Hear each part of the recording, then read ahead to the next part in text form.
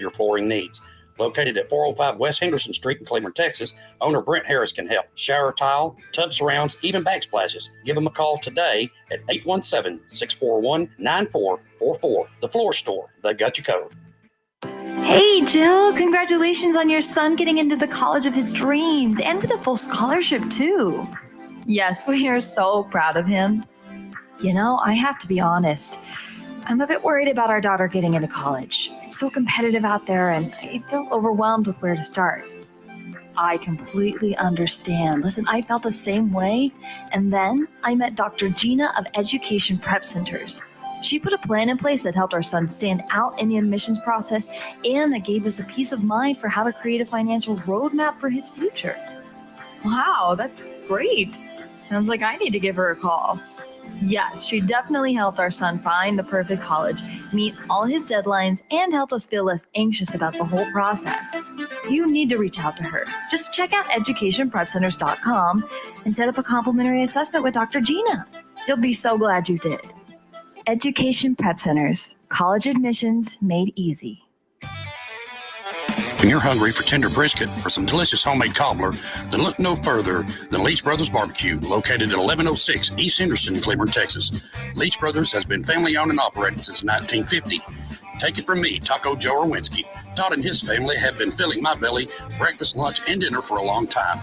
Heck, I even have my own booth, open Monday through Saturday, 6 a.m. to 7 p.m. Come see them for dine-in, carry-out, and all your catering needs.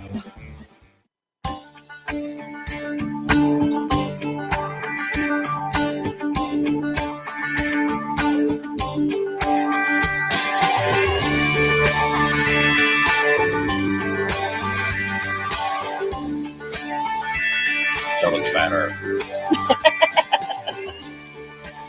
This campaign thing is really going to do a lot of work. Try not to look at it. Check. Check it set up straight. Good morning. It is a beautiful Thursday morning. I say beautiful, but it's not sunny, but it's still nice and cool. And it's supposed to be like 80 something today. So right now it's nice and cool and beautiful.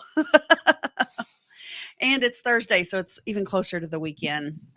A little break from the busy week. And we've got, I know today we have, in Burleson, we have the State of the City. I was wanting to say City of the State, but it's State of the City luncheon, where our wonderful Mr. Mayor Chris Fletcher will be giving a state speech kind of thing. So that will be fun to be at. How are you? I am well. We have Andy Nolan joining us this morning. We have him back on because if you have been sleeping under a rock, then you would not know that there's a primary runoff between you and West Powell for Precinct 3, correct? Correct. Okay. So tell me a little about what happened. Well, your numbers, why they were so close that they had to do a runoff, right? Correct. So y'all have been going out and about trying to knock on doors, talk to people, because now you've really, y'all's election is May 24th. Correct. And where's that going to be at? Do you know? Well, for election day voting, we'll have the 917 precinct facility down on 917 and Cana Baptist Church. Okay. Depends on where you live. Which voting precinct is where you'll vote. And then for early voting is the May 16th through the 20th. And they'll have every sub courthouse open for that around the county. So you'll probably just go to the sub courthouse by the Burleson High School, go grab some groceries and swing by and vote, please. Right. And there or the 917 maintenance barn. Oh, okay. So so early voting. Oh, wrong. I type in on the wrong thing. Early voting is May 16th through the 20th at the Burleson Sub Courthouse or the 917 maintenance facility. 16th through the 20th. Sub Courthouse. Yes. Sub Courthouse. Good morning, all. Good morning. How are you? I'm good. I am joining you, Andy. Hi. What are you doing this morning? Oh, hang on a second. Can you hear her? She sounded kind of garbled. Okay, she said, "How are you doing this morning?" I am very well, ma'am. Thank you. Thank you for asking. Yourself? I'm good. I was gargled because all of a sudden my music started playing, even though I had it turned off. Yeah. All right, you coming in hot? I'm hot this morning. Mom duty, life duty, wife duty. Hey, understand. Don't forget to flare before you land, okay? Right? Exactly. Exactly. So are you excited for this runoff? I am. I'm ready for it to all be over with. But yes, it's very exciting. I love to get out and meet voters, and it's great. Going out and knocking door to door is a lot of fun. I wish I had more time to do it. I'm working full time still, so I'm kind of limited by the amount of time, and trying to supplement that with social media. And I'm writing a letter to all the voters too, and I've got a big mail campaign that I'm pushing out as well. I am one of your voters in Precinct 3, and I did get your letter, and I was really happy to get it because it really did explain who you are, what you're doing, and why you're running. And I really appreciated you taking the time to do that. I do have for people who don't know you yet, please tell everybody what it is that you do for a living. What is your full-time job? Well, my full-time job, folks, is I am a Fort Worth police officer. I'm a sergeant, and I work in the East Division. I work primarily in the Poly Stop 6 area, and I've been there 22 years out of a 27-year career. So I've always served in the East Division, and that's kind of where my heart's been at as a police officer. So I'm still working there 40 hours a week, and kind of confined in my time to knock on doors in the evening and on weekends, and whenever I can squeeze in some downtime or take some time off.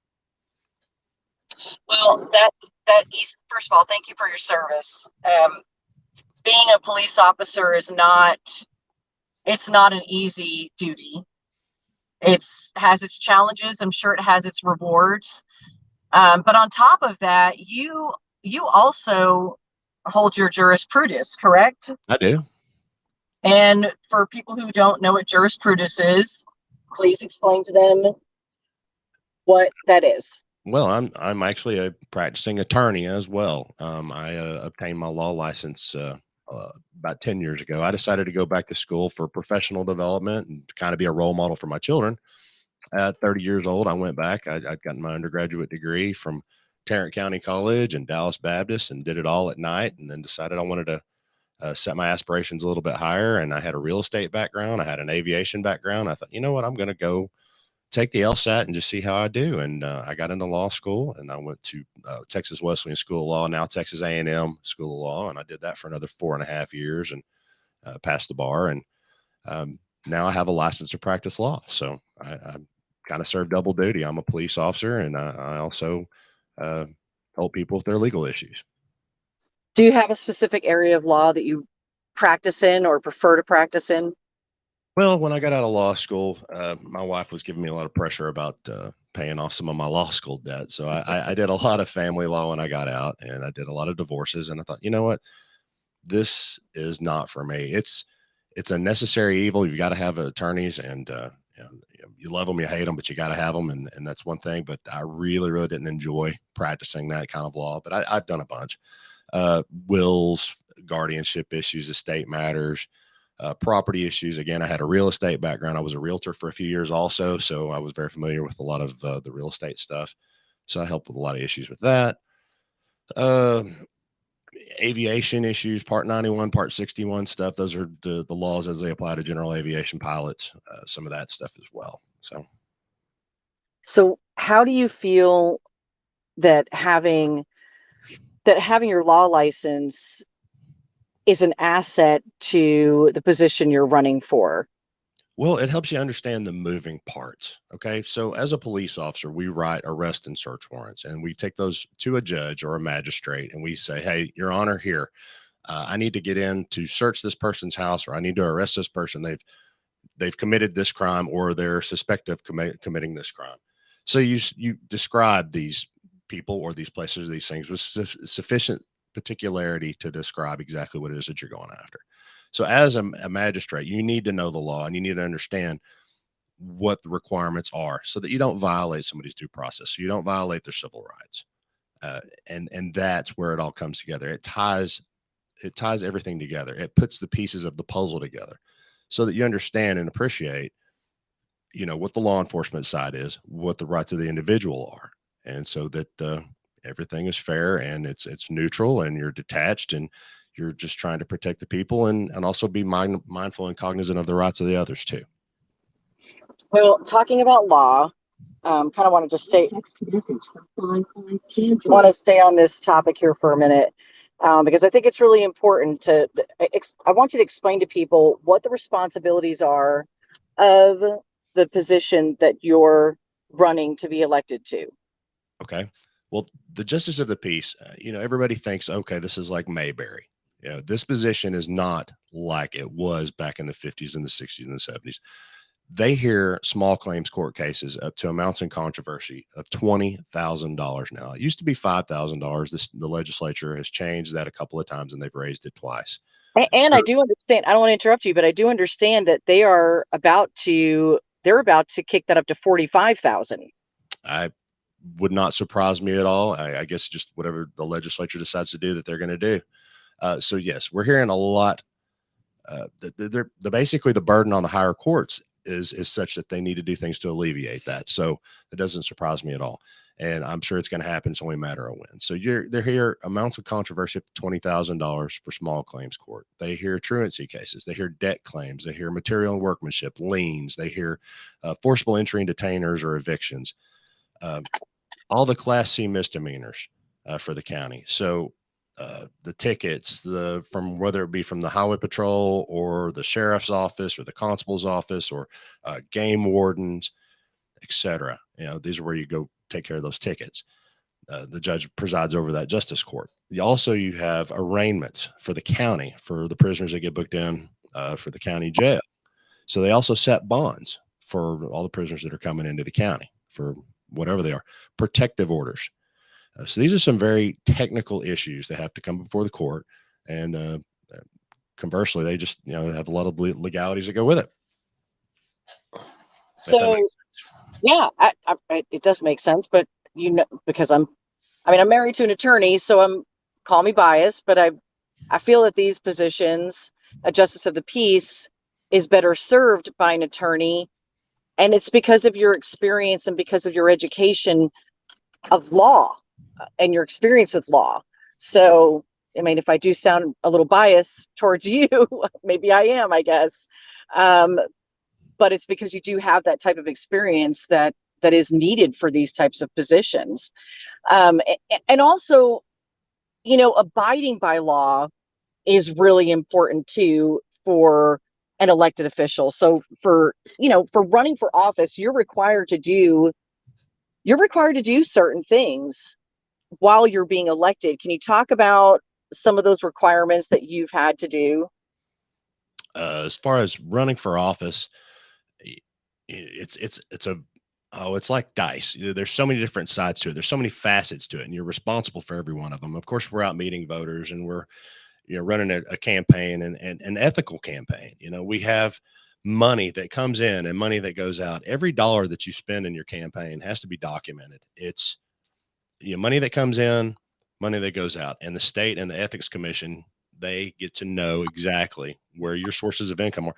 I could say I won't take a dime from anybody else, but then all of a sudden you see signs popping up all over town and you're like, well, where did those come from? Well, where did that money come from? Well, you have to disclose that. The ethics commission says so. You have financial reports that you have to do twice a year. Then you have a 30-day that you have to do before an election. That's 30 days before. Then you have an 8-day that you have to do 8 days before the election. And then you have a 8-day or a 10-day that has to be done before any runoff election. So you have a financial obligation to the voters, to the other candidates, and that you have to disclose all of that information. And if you don't, there's civil penalties for that. There are actually criminal fines for that also. I don't know if they're routinely enforced, but they are Class C misdemeanors if you don't play by the rules. So it depends on the election. It depends on where you get your money from too. If it was from, say, a big political action committee and you didn't disclose that, it carries a higher offense penalty.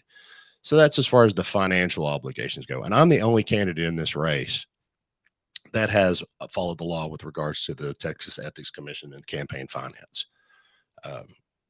That's one piece of that. That's where I was going towards, because we did it. We the radio station, we like to do our due diligence and to see what candidates are taking care of business in the way that they're supposed to. And we did pull open records requests on your campaign finances as well as your opponents, and did uncover that your opponent, Wes Powell, has not submitted all of his financial requirements.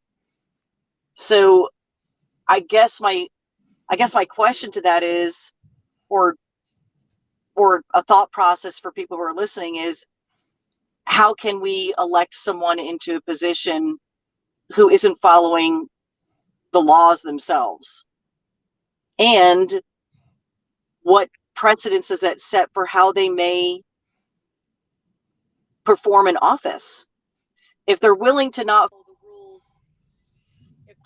follow the rules before, would they be willing to follow the rules while in office? It's fair enough to say, right? Very fair question. Yeah. So that will definitely be hopefully a question we'll have for him when he comes on. So I have reached out to him. So we'll see what his answer is on that. And it's not just in that race also. It's also in the county judge race Right. as well. Right. Yes, we pulled the county races as well. And Chris Bedeker has followed the rules himself. He has submitted all of his reports, but his opponent, John Harmon, has not. Right. He has not submitted any financial reports. So these are all questions I have for them as well.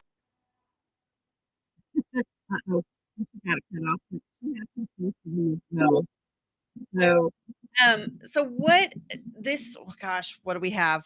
Today's the 21st. So you have less than a month. Early voting starts in like 3 weeks. Mm-hmm. So what are some things you're wanting to get out and do to, I know you're having a meet and greet. So let's talk about that.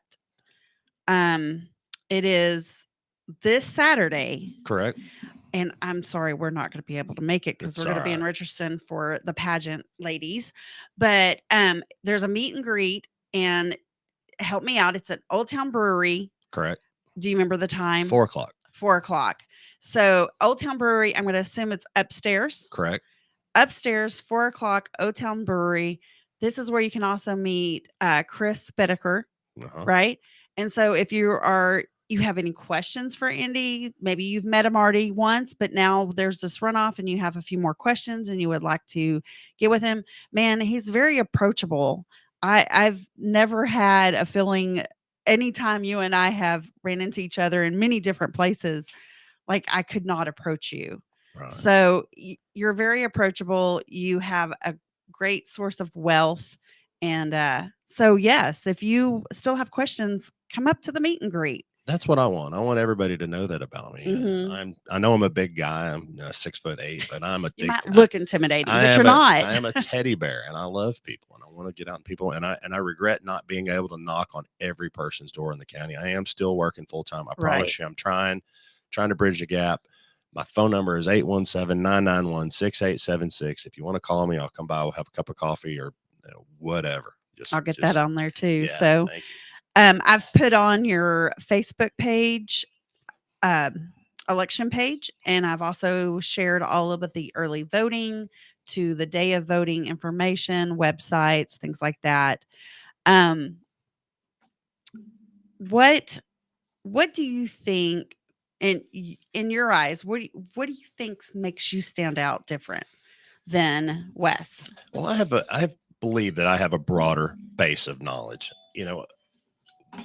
You can tell folks that you're a police officer, but what have you done? I mean, have you gone to the show, or did you get on the field and did you get to play? Right. And I like to say that, I have played the game. I've been a patrol officer. I've answered every kind of patrol call you can think of for 15, 16 years that I was a patrol officer. I was a detective. I've written every kind of arrest and search warrant. I have gone to Midland, written warrants for static IP addresses so that I could obtain internet data, and have gone through DVDs worth of information to track down information on a case. I mean, I've written every kind of warrant you can think of. I was an internal affairs detective, so I've seen both sides. I've investigated police misconduct, and I know what it looks like. And I know the difference between misfeasance, malfeasance, and nonfeasance. Right. And I've been there, I've done that. And of course, with my law degree and my background, tying it all together, it just gives me a foundation of knowledge that uniquely suits me for this position, I believe.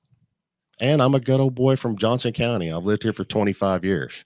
So everybody knows me. I've made it my business to patron the businesses here. Right. Ask around, they'll tell you, I'm pretty much a regular there, or I try to spend my money in their business. So I always support our local community in any way I can. Do you, just back to your opponent a little bit on not submitting in his financial reports, has anyone questioned him yet on this? Has anyone asked him why he hasn't submitted them? Well, ma'am, under the law, if you start asking questions, say with the ethics commission, or if you file a complaint, then you can't talk about it anymore.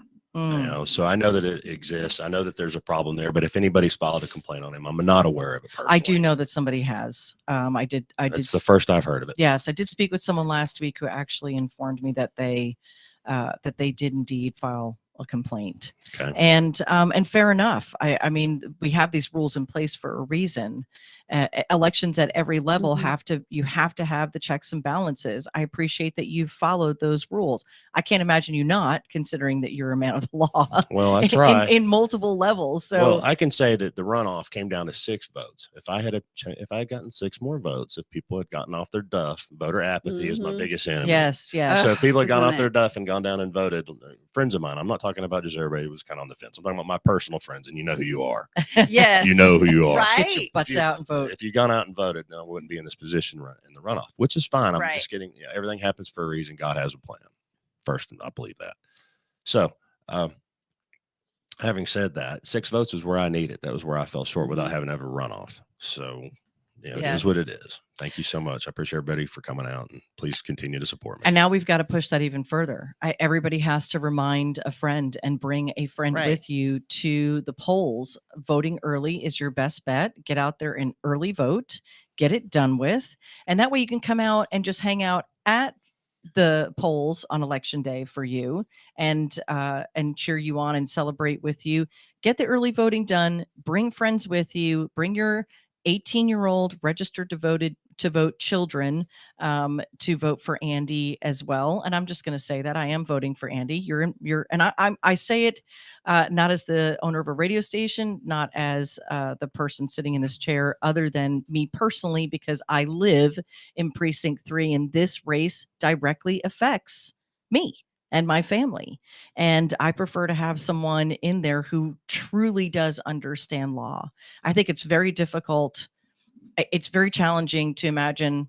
I have a challenge period to have judges in place who have no law degrees. I don't know how our country ever got to a place to where we have judges in places that do not have law degrees. It's truly historic. It really is. And it needs to, truly, I think it needs to stop. I think you should have to have a law degree to be a judge at any level. If you do not understand law, you can't possibly step into a position like that and expect to fully understand the matters at hand and what could happen to people based on your decision if you don't understand law and you don't understand case law that you can refer back to make the proper decision for the two, the parties that are involved. So I appreciate that you stepped back in the ring and went for it. Thank you. No, thank you. No, all right. So you. No. I don't want people to know just the professional side of you. Tell people about your family. You're married. You've got a beautiful wife, beautiful girls. Talk about your family a little bit and tell people how you ended up here. Well, my wife and I, we love to go out dancing when we were younger. So, like a lot of folks used to meet back in the 90s, we met out at Cowboys, and 90s, we danced, and we started dating. And I was a Dallas jailer at the time, and had aspirations of being a police officer. So I got hired on with Fort Worth, and then we moved out to Burleson. So we've lived here since 1997. We've been married 25 years. raised our family here, and we attend Pathway Church. And I've been going to that church most of our life, I guess you could say, and all of my children's lives. They've been raised in the Lord there. And we just love living in Burleson, Texas. So we've raised our family here. My kids went to Stribling, Kerr, and Centennial High School. And my oldest just graduated Texas A&M, and my youngest is a junior there now. So I've got 2 Aggies there, gig 'em. And that's where I spend a lot of my time and my money. Especially the money. That's a joke. Especially the money. Y'all can laugh at that. Hey, we get that. And my wife, she's a physical therapist, and she works at Methodist Mansfield, and she moonlights at Eugley. And she's been there for a long time. And my oldest daughter, she wants to be a physical therapist. She started out as a BIMS major and wanted to be an MD, and decided, Dad, I don't want to go to school for 12 years. I want to have family and have a family and all that. So she's in love and probably going to get engaged or married at some point in time coming up. And she's in physical therapy school starting in July here at UNT Health and Science Center in Fort Worth. That's exciting. So I'm very proud of her. She got in at just about every physical therapy school she wanted to go to. And we were hoping for this one because she could live at home. So she got in, and we'll hopefully save her some money on rent. So everybody's stepping into new roles. Yep. And my youngest, she's a business finance major. So she's got an innate understanding of accounting stuff and mortgages and interest rates and things way beyond 20-year-olds. No 20. I didn't know. She can do your taxes for you. Maybe. We'll see. I don't know. I don't know. I don't know if I want her doing that, but that's another discussion. Another day, another discussion. Well, what else do you want to let voters know about you that could really make a difference for them at the polls? Well, if they haven't met you yet. I'm from here, and I live here, and I have a vested interest in our community. I have a very vested interest in our country and everything that's going on in the world right now. And I believe that the local elections matter, and it starts grassroots, and it starts at the lowest level, and it works its way up. So I feel like I've been called to serve. I've reached the logical finish line with my police career, and this opportunity has presented itself. And I thought, I think this would be a good fit for me. And I prayed on it. And, I just feel like God's been leading me down this path the whole time. It feels like it's a really good fit for me, and I'm uniquely suited for it. I love people. And this is a position where I can kind of go back with my skill sets. I'm in a community police officer role now with my team at work. And I don't plan on being just another politician that gets elected and then you never see him again. I'm going to be involved in the community. You will see me out. I will be helping out wherever I can. I've served in the community that I work for, done community outreach in a multitude of different ways, and I will continue that. I'm not going to be absent. You're not going to not see me. I will be involved in this community, whether I win or not. What's one thing that nobody knows about you, or the people who don't know you don't know about you, that would surprise us? Is there anything? Special talent? I've always loved small cars. Okay, I've seen you in your small cars. We pulled up next to him, and he was in. We're checking out the vet, and we're like, "Oh, it's Andy. How's he fitting in there?" I drove an '82 RX-7 for 5 years. Well, thank you for joining us, guys. Get out and vote on May 24th. Definitely get out and vote. Andy may just join us one more time before the election. We'll be back with Mr. Livingston and a special conversation with a special guy. Be right back. Abnormal realities. I love my mom. Yep. She sent me a message. My mom did? Yeah, Wednesday night. And she invited me over tomorrow night to watch Titanic and share a bowl of popcorn. And I accepted. You did? Yep. That'd be fun. And she calls it Chaps Only Night. Every Saturday night. Look. Miss Dixie, how you doing? He said, it's my mom, bro. All right, it's my mom. I want to hear the answer to the Titanic and popcorn. Go ahead, Mom. What's up? Oh! Hi, boys. I just wanted to ask Rocky if he wanted butter on that popcorn or not. I would rather have the butter somewhere else, but if popcorn's the only place I can have it, I'll take it.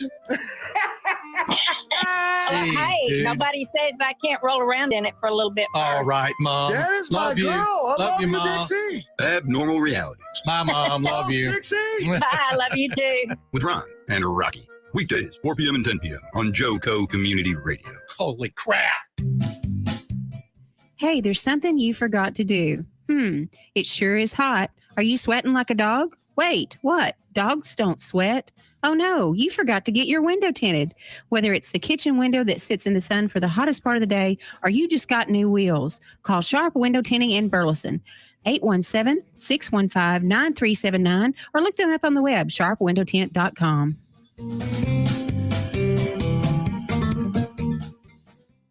Fast Track Student Loans can get your student loans out of default, stop any wage garnishments, stop collection calls, and stop seizure of your tax refund. Give yourself a break. Stop the stress and get your student loan payments down to as little as $25 a month based on what you can afford to pay. 800-709-4395, 800-709-4395, 800-709-4395, 800-709-4395.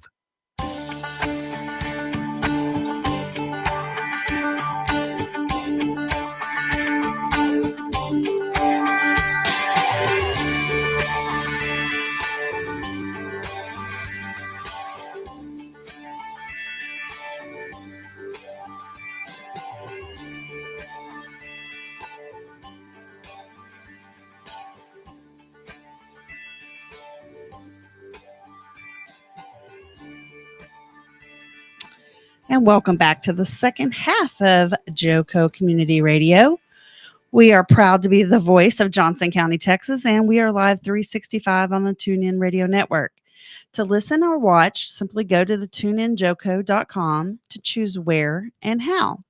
The JoCo Community Radio app is now available for free on an Android or Apple device. Simply search your store. Check out our lineup and more on the JoCoCommunityRadio.com. This episode and more is brought to you by Patriot Claims, making your insurance work for you. Reach out to your Texas sales rep, Nona Reed, that's me, at 844-TEX-HAIL. Right now we are approaching, or actually we're in that season that we have storms all the time. So get me in your corner. Let me help you out. You may or may not need us, but hey, it always does help to have us in your corner. So give me a call, 844-839-4245. And now we're switching a little. We just had Mr. Nolan in, who's Justice of the Peace Precinct 3 runoff candidate. Their primary their primary runoff is May 24th. And now we've brought in Mr. Livingston. Anyone who lives in Burleson and has had students in Burleson know who Mr. Livingston is. He is an icon. Mr. Livingston is a long-term sub in our BISD. 25 plus years. 25 years. Mr. Livingston had the honor about 3 weeks ago of being given the honor to have a Mr. Livingston Day. And I believe it was March 30th. What did I do? Nothing. Oh, okay. Just pull yours out. Pull me down. And so, I ran in there to make sure I could see it all. And it happened to be your birthday, right? That is correct. And March 30th. And I was at City Hall at the city council meeting a few days earlier. Uh-huh. And it was your 85th birthday. That's correct. And the things about Mr. Livingston, a lot of people don't know, and I know he's going to tell me some more too, because I knew Mr. Livingston when I was teaching in the district. And when I spent a lot of my time at Kerr, that was where I did most of my teaching, and he was there, and we just got to know each other. He walks to work and home every day. Anytime he takes a job, he walks it. I'm impressed. He walks it. That's why he's so healthy. I walked 15 minutes on the treadmill last night on a 5 incline, and I tried. I was hurting. When they honored him, those bad storms were coming through, and I was like, "Can one of us take you home?" He's like, "No, got it." And I was like, "No, let me take you home." So on average, when you make these walks to work or to everywhere that you go, how many miles how far are you working? Everywhere I go, I don't know how many miles, probably at least 2.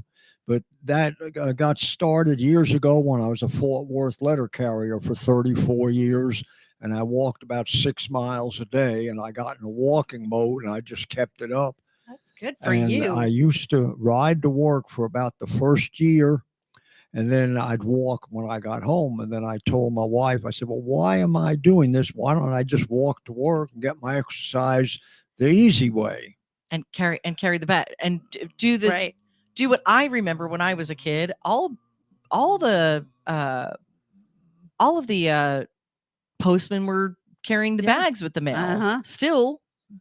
Well, most of them were. I had a walking route, and when they finally gave me a little vehicle, you still walk because you just drove out your route and parked, walked about 6 blocks, made it back to your Jeep, and then moved on to another little area. And so you kept on walking nearly as much, even though you had a vehicle. The only advantage that the post office saw was you also took your parcel post, your packages. So most of my time was there. I retired at an early age because you were allowed to retire with over 30 years service if you were 55. And the summer heat is what made me decide to retire. And my daughter at that time worked for the Burleson schools. She was also a substitute, and she talked me into getting started, and I've never regretted it. My first year was a lot different. I was used to being a student, and I was thinking back 20, 30 years and not realizing all the changes. So Kerr was an interesting place to start. We middle school students take a lot of extra tending after. So yes, but I got used to it. And patience. You must have had immense, you must have still, because I know you're subbing up at Centennial High School, and you must have he does it all. an intense amount of patience to deal with these kids. Well, they're a lot easier when they get to high school compared to middle school, even though sometimes they can be a handful. But I haven't had any trouble in years. My biggest thing that ever happens is a student will ask to go to the restroom near the end of the day, and he won't return to class. So he'll just decide, well, I'm going home 30 minutes early. Is he blonde with blue eyes and his name's Maverick? Because that might be my son. Maverick Hurd? That's, oh God. Oh no. Yep. Well, you speak to Maverick and tell him I said hi. I'm not sure. Was he in school yesterday? I can't remember if he was or not. You did. You dropped him off. Yes, he was. I dropped him off. He was Okay, there well, yesterday. Then you tell him he'll remember me. He has a class, agriculture class is what he has with Mr. Rogers, if I'm not mistaken. Yes, he does. Yes. Yeah. Small world. See? Your memory is absolutely incredible. Great. Maverick's, well, it's an easy name to remember, I think. Yeah. And I'm sure he makes I'm gonna himself say, known too. I'm going to say, unfortunately, I named him Maverick because he lives up to his name. Yes. Truly. So I'm sorry for that. But I would assume he treats you with respect because I have no problems anymore. Like I said, I named the only problem that I have. And another teacher has a very good way to keep them in class. When they go to the restroom, they turn their cell phone in. And if they do that, you know they're coming back. Oh, that's a great idea. teacher tip right there for high school. Sure, you Mr. can go to the Livingston. bathroom, but give me your phone. Right. Love it. I love it. You know they'll come back for that phone. Yeah, you've definitely learned the tricks over the years. So tell me do you know how the proclamation for Mr. Livingston Day came about? Well, I've got a vague idea because a young man came, everyone who's younger than 60 is young to me. So I believe his name was James Decker, if I'm not mistaken, and he visited me and talked to me, and I'm not sure if he was the one who got started or not. You might, if you know, tell me. I'd like to know for sure.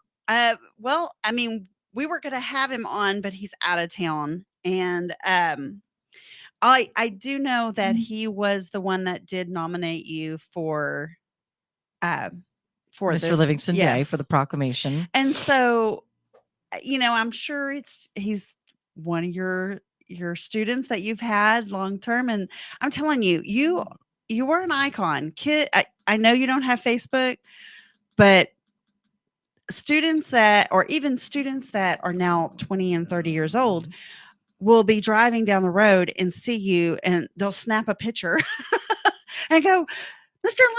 Livingston was spotted. And they're like, oh my gosh, I love him. And every time you're put on Facebook, it is nothing but beautiful, kind words about what a wonderful man you are. Well, thank you very much. And you do. You have the students have come to respect you. I remember being that sub at the beginning before I became a teacher. And I think anybody who thinks they want to go into education needs to sub. I'm sorry. If you cannot do classroom management as a sub, you're not going to grasp it as a teacher either. So if you are thinking of going into education, hey, spend some time as a sub, because they are the mistreated ones. Usually they are the ones that the kids are like, the teacher's away, let's play. Right. And they'll try anything and everything to, create a sub to go, well, I can't do this anymore. I don't want to be in here kind of thing. So, I mean, that's how the kids usually are. Oh, I've seen, they do it. I remember being in school and being around other kids that made subs cry. Mhm. I was the one who was trying to calm the class down and be the mommy of the class, because I didn't like anyone's feelings being hurt, especially a teacher like that who nobody knows. You come in, I can't imagine that and I do want to hear this, because I want you to tell your story about the very, very first time you stepped into a classroom as a sub, what that was like. I couldn't do it because I know that they wouldn't like me, because I don't have patience and tolerance for other people's children when they're misbehaving for, disrespect. And that's generally what it is when that happens. Yeah.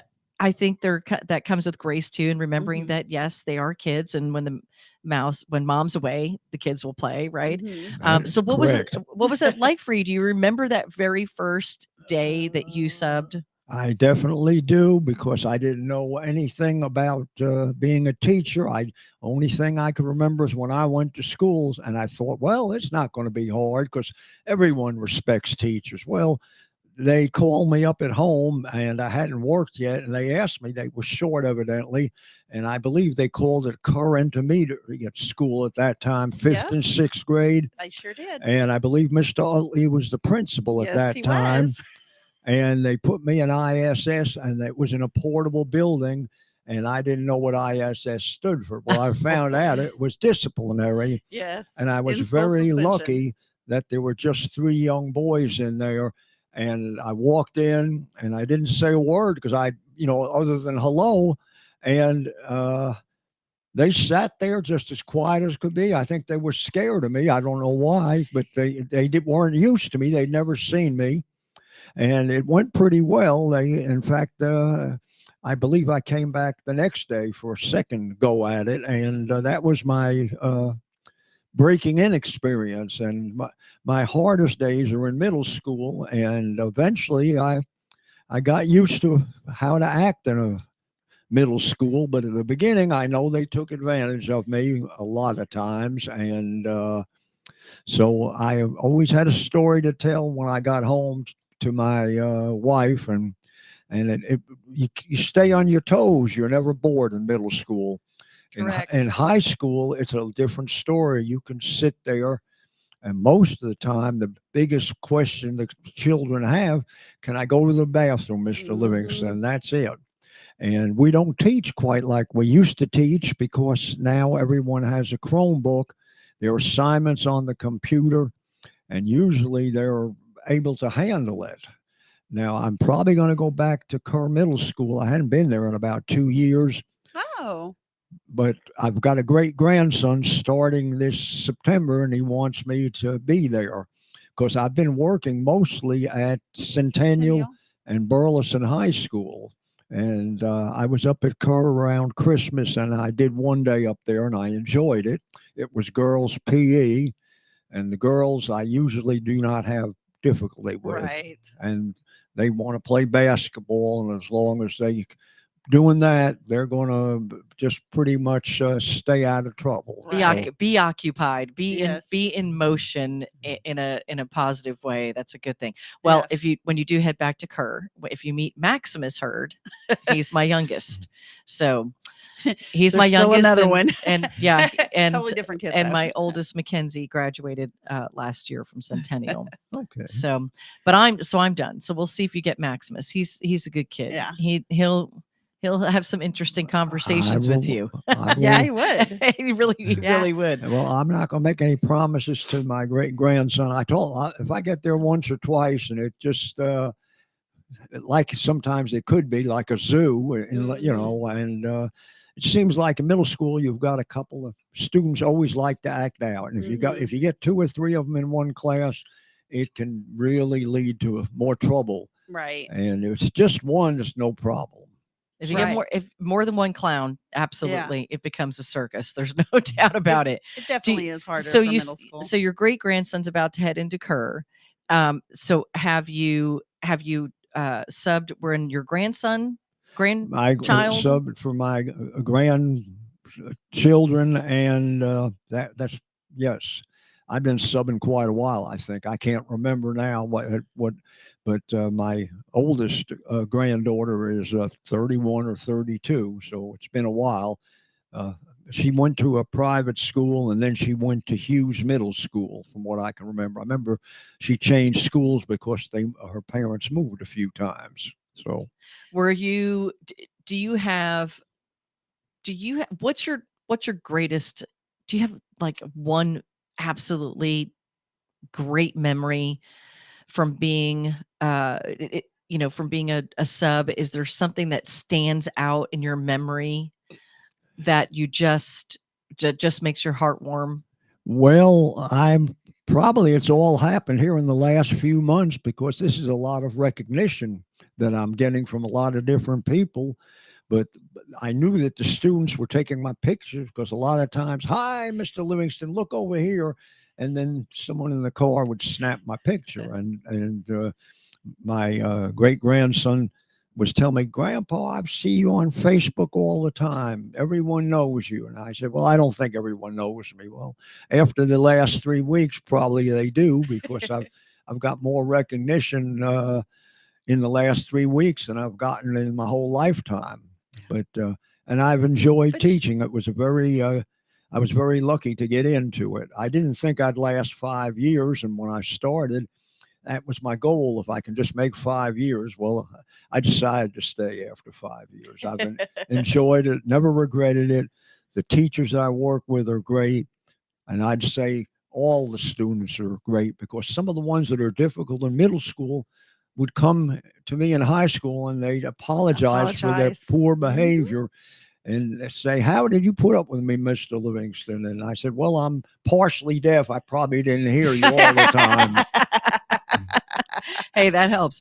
All right. So for those of you who are listening on the radio or watching on social media, we're going to start a new hashtag for Mr. Livingston starting today. And we're going to be taking his photo here in the studio for JoCo Community Radio. That hashtag is going to be "Where in Burleson is Mr. Livingston?"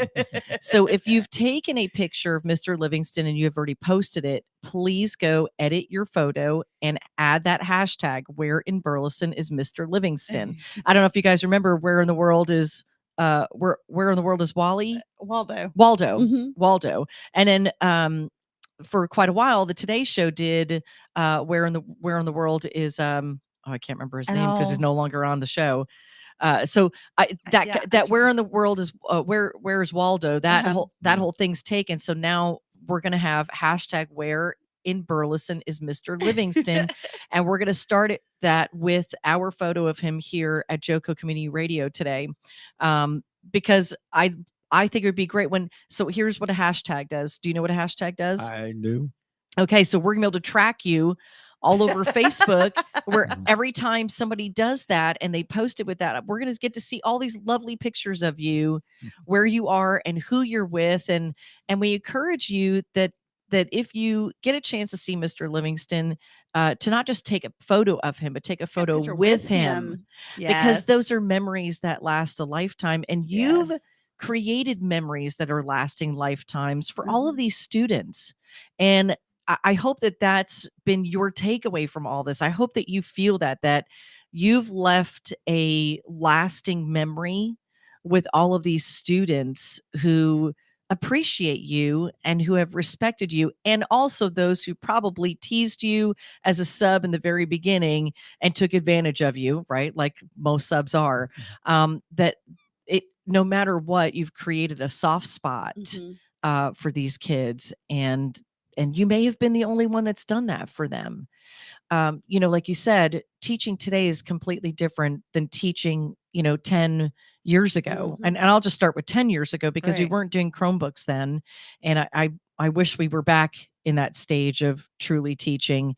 At the high school level, it's a little different because they can be a little more hands-on, but I still believe in books and pencils and paper and I believe in all kinds of learning. Yes, you got to have all of it. I don't mind the computer, but a computer cannot create that interaction that really needs to be done, like in a science class. Or I used to do some great hands-on things in English. Well, believe it or not. Science is the one thing that that my boys say that's the one class where they're really writing and doing hands-on work. Science is kind of difficult to not be able to do that, depending on what kind of science. Do you have a favorite subject of all these years that you have liked subbing for? Well, my college major was Spanish, and when I started, I did a number of days with the Spanish classes. At the time, they didn't have any Spanish-speaking subs, and they made an attempt to try to put you, or the teachers did anyway. And I worked for a number of teachers subbing in Spanish. But now, when you're assigned a job, they don't seem to try to match you up. It's all done automatically by computer, and it's just. But certain teachers ask for me, and if they do, I'm usually sent there. So, but Spanish would be number one, and then history. History. Oh gosh, which I feel like that's completely changed from, social studies to the history class to world history. I don't know if I don't feel like they're teaching it the way the way we learned. I feel like there's a lot missing there. And I would say that over the years of you having the opportunity to sub, that you've seen and witnessed these changes. Definitely. Well, I grew up during World War II, so once they get into World War II and the end of the Depression, that is my favorite time because I lived it, so I could talk about it and give them some hints that weren't in the history book, just little things I can remember that didn't amount to much at the time. But when you look back, people are not used to how we lived back in those years. And Burleson has changed, and I don't want to say too much, but it used to be one traffic light, and this used to be one lane each direction, Highway 174. Yeah. And my neighborhood, I live in Old Town, has definitely changed. It's a lot of restaurants now, more businesses, music late at night. The streets are filled with people who are parking, looking for parking spaces. So it's changed. Do you like it? It's okay. Probably not. Yeah, and it's okay. I mean, I want to, I didn't grow up here, so to hear from someone who has lived here that long, and went from one traffic light to what it is today. I respect that, and I think it's important for all people who love the growth and the change to also understand that there are people who've lived here forever and they miss that sleepy town. Yes. Do you think that there's some things that we could do to create a more sleepy Old Town environment again and still have the restaurants and the buzz? I don't think any of the young people would want that. I was happy with that. And so I was glad to see a few restaurants come in, but now it's what you call overkill. You could probably eat out every night for a year and maybe not go back to the same restaurant twice. I think there's a lot of people that do that. I don't know how they do it, but they do it. Did you grow up in Burleson? No, I was Fort Worth. I've been out here, I can't think, well, probably 70 years.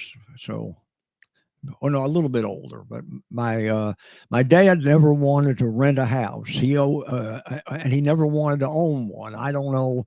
Seemed like we lived with relatives for a while, and then he finally rented, but he never would buy. So we didn't stay in one place like I have. I've been in the house I'm in now 50 years. Wow. And then we used to live out in the country, and I still own that acreage. I've got a daughter that lives out there now. Wonderful. Awesome. I wanted to ask you, we've got just under 2 minutes. And I did want to ask that when you had an opportunity to talk to the kids about growing up after the Depression, did you find them to be more engaged hearing those stories were from you? interested in what I had to tell them. When I can tell them that Burleson, if you lived out in the country back in the 40s, they didn't have electricity back then. And my mom and dad went to rent a house, and they were going to rent it. It was a beautiful house. And then when my mother found out the plumbing was outdoors with the outhouse, we didn't move into that house. So it was just different back then. That's how my dad grew up in Illinois. He grew up on a farm with an outhouse, and with an outhouse until he burned it down, because he had set the trash. They'd set the trash, and I guess it got a little too crazy that night. And his mom, my grandmother, went out early in the morning, in the dawn, and couldn't really see, and rubbing her eyes and reaching for the door, and it was gone. He burned it down. So, I love that. I so appreciate everything that you shared with us. I appreciate everything that you've shared with these students over the years. You're truly a gift and so deserving of this proclamation. And again, we want everybody to remember, #where in Burleson is Mr. Livingston. We'll get it started today.